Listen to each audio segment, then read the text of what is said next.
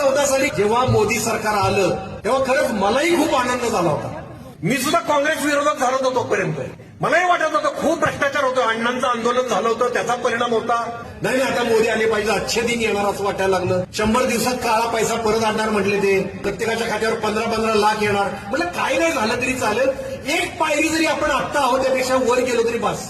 आज 10 वर्षानंतर कळतंय एक पायरी वर जाणं दूर, आपण हजारो पायऱ्या खाली गेलो. स्वातंत्र्यानंतरच्या सगळ्यात भयानक परिस्थितीत आपण आहोत. अत्यंत नीच घृणास्पद राजकारण चाललंय. तुमच्या खिशातला पैसा रोज लुटतायत ते.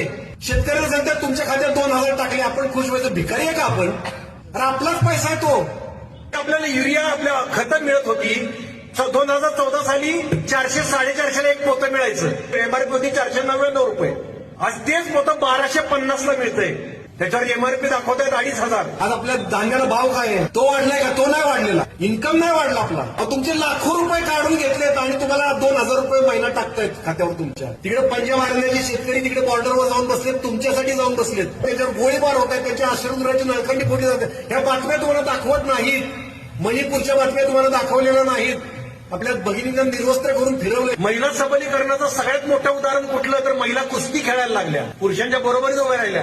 त्या कुस्तीगीर महिला रस्त्यावर आल्या, आमचं लैंगिक शोषण होतंय, त्यांना न्याय मिळाला नाही आणि छत्रपती शिवाजी महाराजांची बरोबरी करता येते.